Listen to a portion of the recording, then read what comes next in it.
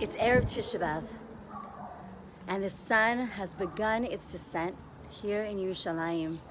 And in just a short while, we're going to be welcoming in, unfortunately, the saddest day of the entire Jewish calendar, which is Tisha B'Av, the 9th day of Av.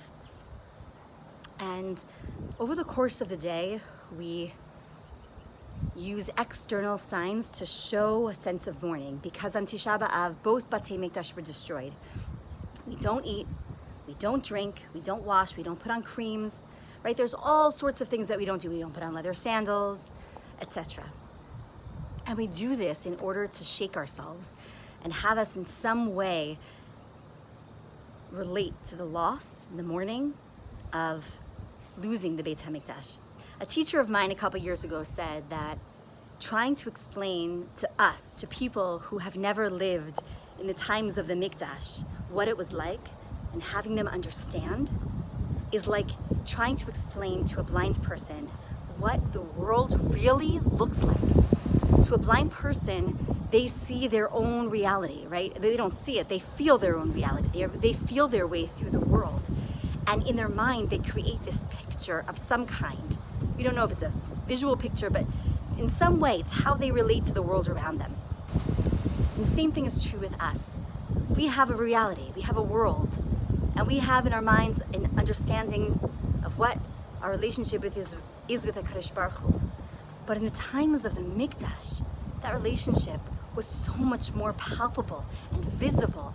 And it was something that you could smell and taste and see. And visiting the Mikdash affected every aspect of your life. And so on Tisha B'Av, although we're mourning for something that, in truth, we don't really fully have a grasp of. Another thing that we do on Tisha B'Av is we read from Megillat Eicha. Obviously, this year, a lot of people are not going to shul to hear the Megillah. The Megillah tells the story of Yerushalayim, and tells it from the perspective of Yerushalayim as though she is a woman who has been abandoned, a woman who has been violated. And Yirmiyahu Hanavi, Jeremiah the prophet, who writes Megillat Eicha, is telling this story after the destruction. What a terrible state the Jewish people and Yerushalayim were in. And what's incredibly interesting is that the entire Megillat Eicha is actually a long acrostic over and over again in alphabetical order. The first pasuk is Aleph, and then Bet, and then the next pasuk starts with the letter Gimel. In two of the prakim, however, there are letters that are out of order. And those letters are Ayin and Pei. Ayin goes before Pei. Why is all of a sudden in Megillat Eicha the order switched? And the answer is that in Judaism, letters of the Hebrew alphabet are incredibly holy. And not only do they have numerical values, Aleph is 1, Bet is 2, but the names of the letters themselves are incredibly significant. Aleph means aluf, lofty. Bet means bayit, a home. Gimel means gamal, a camel, or ligmol, to bestow good deeds. Dalid means delet, a doorway. So each letter has a name, and that name means something. The letter Pei means peh, the mouth. And the letter Ayin means eye. And normally, in the course of the letters of the Hebrew alphabet, Ayin goes before Pei. And the reason is because in Hashem's ultimate wisdom, He's teaching us a lesson, right? That as a Jew, our Ayin should always go before our Peh. That we should always look at the world around us. That we should always look at world events and consider them and take them in and develop our thought, and only then articulate our ideas with our mouth.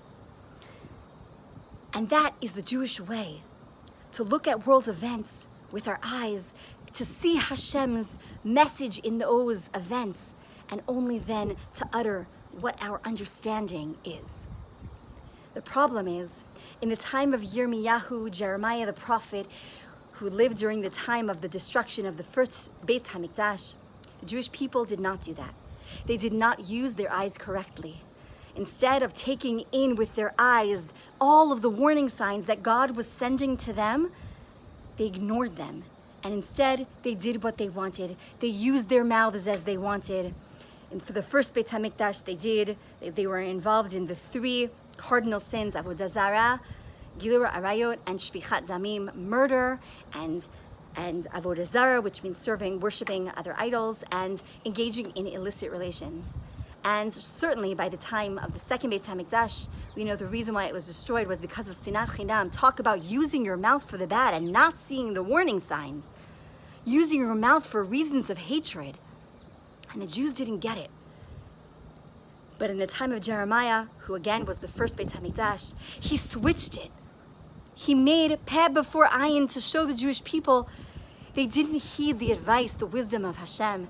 And instead of looking around and seeing the messages and doing teshuvah, instead of doing that, they used their mouths first, they spoke without thinking, and they spoke from the cuff. Off the cuff, rather. Right now, we're living in a very difficult time. This time of the COVID, this terrible plague that's enveloped the entire world, I think there's an important lesson that we can learn about the power of the mouth. In fact, this year is Tafshin Pei, 5780. We walk down the streets and everyone's mouths are covered. And I was talking to someone who a couple weeks ago was at an outdoor minyan. Everyone was wearing masks and everyone was standing really far away from each other. And he said it feels like in some way Hashem is saying, close your mouths. Close your mouths. Now we don't know the one lesson that Hashem is sending us because of COVID, because of this terrible magifa. But this idea of the mouth and this idea of speaking before we truly understand things, or using our mouths for the bad as they did during the times of both Batei Mikdash, is certainly something that we can learn from now in Tafshin Pei. You know, a couple days ago, I was actually talking to a Rav here in Eretz Yisrael, and they said, you know, every day people are following all the statistics of what's going on around the world, all the shakeup politically, who's winning in the polls for this country and that country, how many people have COVID, what's the peak, when is it going to come, is it wave 1, is it wave 2? And all of that is important information, and I'm not, undermining that in any way. But he said, how many of us are using our mouths in order to open our mouths to the Ribono Shel Olam and say to Hashem, Hashem, you are above nature. You don't go according to statistics. And what we ask for in our tefillot is incredibly powerful, and Hashem can grant us our tefillot with ease. This Tisha B'Av, let us use this as an opportunity to remember the koach hapeh, the koach of the mouth, specifically during Tafshin Pei.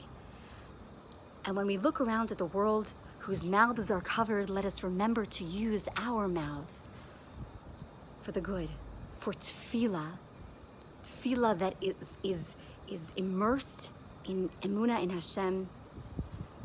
And let us remember to use our mouths to lift up those around us. Big or small things that we can say to those around us, they make a big difference, especially at this time. Wishing you all a meaningful and an easy fast right here from Yerushalayim. Thank you.